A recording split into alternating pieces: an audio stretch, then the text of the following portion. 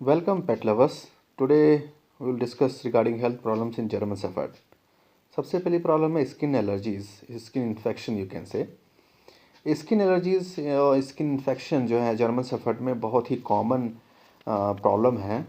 और ये प्रॉब्लम जो है वो मोस्ट कॉमनली जो है सभी पेट ओनर्स को लाइफ टाइम में इनकाउंटर करनी ही होती है। इसलिए बहुत ज़रूरी है जानना कि डॉग्स स्पेशली जर्मन शेफर्ड और जो लार्ज हेरी ब्रीड्स होते हैं इसमें ये प्रॉब्लम कैसी होती हैं, किन कारणों से हो सकती हैं। बेसिकली अगर हम स्किन इन्फेक्शन या स्किन एलर्जीज़ की बात करें तो इसका मेन कारण होता है फूड एलर्जीज़। जो फूड खिलाते हैं उसके कारण से भी ये एलर्जीज या इन्फेक्शन हो सकता है। इसके अलावा कुछ माइट्स होती हैं, कुछ मेंज होती है, उनके कारण ये इन्फेक्शन होता है। इसके अलावा ये हेरिडिटरी भी हो सकता है या फिर ऐसा कुछ इनहेलेंट उन्होंने इनहेल कर लिया हो उससे भी इन्फेक्शन हो सकता है जो स्किन में दिखता है। कॉन्टैक्ट एलर्जीज भी होती हैं।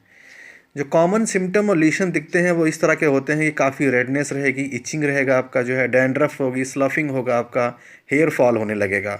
और इसके अलावा जो है सबसे टिपिकल चीज़ है स्किन इन्फेक्शन की जर्मन शेफर्ड में वो है पायोडर्मा टाइप ऑफ लीशंस, जिसमें पस बन जाएंगे और बहुत ही टिपिकली स्मेल करेगा, जो कि पूरी बॉडी से आएगा। और कहीं भी ये डॉग्स रहेंगे तो कोई भी अगर अननोन आता है घर में आपके तो आपको उससे मतलब कि अच्छा नहीं लगेगा उसको, बिकॉज एक टिपिकल स्मेल होती है जो कि बॉडी और बच्चों को भी अच्छी नहीं लगती है, खासकर इन्फेक्शन होने के बाद।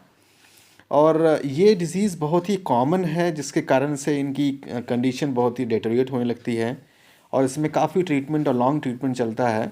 अब अगर आप वेटनरियंस के पास इसको ले जाएंगे तो वो आपको सजेस्ट करेंगे कि इसका ट्रीटमेंट लंबा चलेगा। इसलिए जो है सबसे इम्पॉर्टेंट चीज़ है हमें ध्यान देने की कि इनको हमें प्रॉपर हाइजीन में रखना है, प्रॉपर केयर करनी है और स्पेशली जो हम फूड देते हैं इन डॉग्स को उस पर हमें विशेष ध्यान देना है।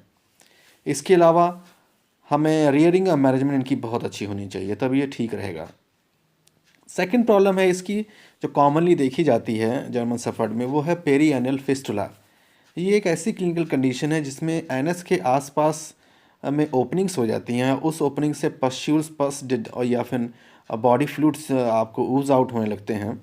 और ये जो कंडीशन होती है बेसिकली इससे काफ़ी डॉग्स इरिटेट होता है, परेशान होता है, कंटिन्यूसली वो लिक करता रहता है अपनी साइड्स को पीछे की तरफ। और ये पेनफुल भी बहुत होता है, इसलिए इसके कारण से बॉडी जो है पूरी डिटेरियोरेट होने लगती है डॉग की, एमेसिएटेड कंडीशन होने लगती है, हेल्दी नहीं रहेगा, अटेंटिव नहीं रहेगा, हमेशा हाउल करता रहेगा।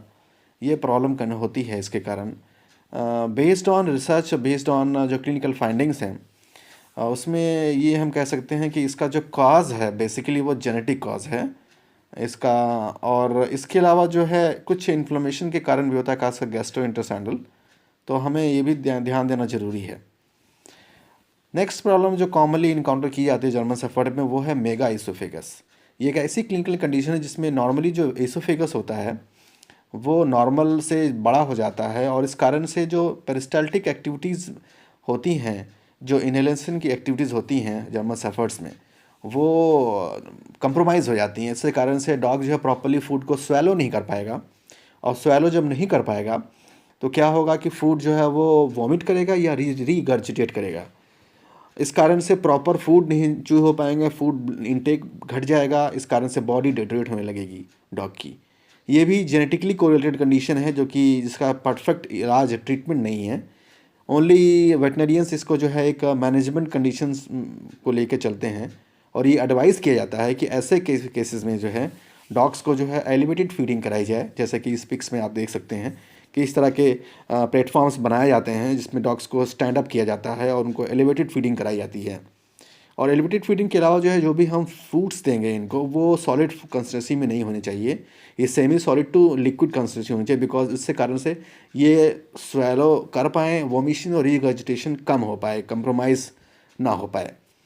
यही एक कॉमन का प्रॉब्लम है और इसमें मोस्टली जो है हम डॉग्स को यही सजेस्ट करते हैं उन पेट ओनर्स को कि आप जो है इसी तरह का गाइडलाइंस लाइफ टाइम लीजिए, तभी ये ठीक रहेगा, हेल्दी रहेगा। नेक्स्ट प्रॉब्लम बहुत ही इम्पॉर्टेंट और वेरी कंसर्न प्रॉब्लम है, वो है हिप डिस्प्लेसिया की। ये ब्रीड्स बेसिकली क्योंकि ये काफ़ी ग्रोइंग और बहुत ही एक्टिव एजाइल ब्रीड्स हैं, इस कारण से जो है इनका जो खान पान है, जो इनका फीडिंग स्टैंडर्ड है वो बहुत ही स्ट्रांग होना चाहिए and that to nutritionally balance होना चाहिए। Most of the pet owners ये कंप्लेन करते हैं कि हमारे डॉग्स को लिम्पिंग की प्रॉब्लम हो गई है, बैक पेन हो रहा है, हाइंड लिम्स को प्रॉपरली वो बॉडी वेट बियर नहीं कर पा रहा है।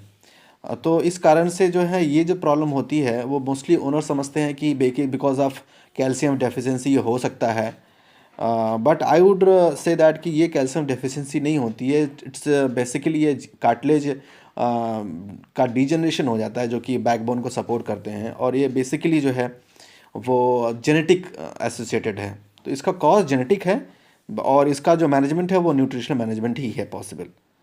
सिमिलर कंडीशन ऐसी है जिसमें कि ड्रैगिंग ऑफ हाइंड लिम्स भी देखा जाता है। लोग ऑफन कंफ्यूज हो जाते हैं कि ये हिप डिस्प्लेसिया है कि क्या है, बट ये प्रॉब्लम हिप डिस्प्लेसिया की नहीं है, बिकॉज हिप डिस्प्लेसिया में क्या है, डॉग जो है वो थोड़ा वेट बियर कर पाता है। बट ऐसी कंडीशन जो अगर आपको जैसा सिम्टम्स आपको जिस पिक में दिख रहा है, इसमें क्या है कि कम्प्लीटली ड्रैगिंग करने लगेगा, पैराप्लेजिया हो जाएगा, और एक ऐसी कंडीशन आती है जिसमें कि हम हाइंड लिम्स के अलावा फोर लिम्ब में भी पैरालिसिस हो जाती है। तो पूरा डॉग जो है वो कह सकते हैं कि फ्लैशिड पैरालिसिस टाइप हो जाती है कि वो फ्लैट पड़ा रहेगा और वो चल ही नहीं पाएगा। तो ये जो कंडीशन है वो प्रोग्रेसिव होती है और इसका जो मेन कारण भी जेनेटिक है, और इस कंडीशन को हम बोलते हैं डीजेनरेटिव माइलोपैथी। इसका जो ओरिजिन है वो न्यूरोलॉजिकल है, बिकॉज न्यूरोलॉजिकल डिजनरेशन नर्व्स का डैमेज होता है, और इसका एक्चुअल कॉज नहीं पता है कैसे होता है। मोस्टली साइंटिस्ट इसको जेनेटिक कनेक्शन बताते हैं। इसके अलावा कुछ और प्रॉब्लम्स हैं जो जर्मन शेपर्ड में कॉमनली नोटिस की जाती है, वो है आई प्रॉब्लम, मोस्टली ब्लाइंडनेस की होती है, and it may be because of improper fooding और न्यूट्रिशंस। तो इसलिए फूडिंग बहुत इंपॉर्टेंट है कि बैलेंस फूड इनको दिया जाए। Apart from this some German shepherds also encounter with problem of heart, दिल की प्रॉब्लम होती है। तो ये प्रॉब्लम उनको ज़्यादा नोटिस की जाती है जिनको फीडिंग इम्प्रॉपर दी जाए, उनकी प्रॉपर एक्सरसाइज ना कराई जाए, तो उनको ये होता है। हालांकि ये प्रॉब्लम कम है कंपेरेटिवली, मतलब कि अदर ब्रीड्स के कंपैरिजन में। जस्ट लाइक अगर हम टॉय ब्रीड्स को बोले हैं, डैशन्स और पग्स को, जिसमें हार्ट की प्रॉब्लम होती है, तो ये सब सिचुएशन कॉमनली पेट ओनर्स इनकाउंटर करते हैं। और एज ए वेट ये हमारी एथिकल ड्यूटी है कि हम ऐसी इन्फॉर्मेशन लेके आएँ, आपको बताएं, आपको अवेयर करें, और जब भी आप नेक्स्ट टाइम ब्रीड को रियर करें तो इन सब चीज़ों को ध्यान रखें। आप एक चीज़ ध्यान रखिए कि 50 से अधिक से डिजीज़ जो हैं वो जेनेटिक हैं जर्मन शेफर्ड में। अगर ये वीडियो आपको पसंद आया है तो प्लीज़ हमारे YouTube channel dog and vet को लाइक करें, शेयर करें, सब्सक्राइब करें, और हम आपको प्रॉमिस करते हैं कि ऐसी वीडियोस फ्यूचर में और आती रहेंगी। Thank you for watching.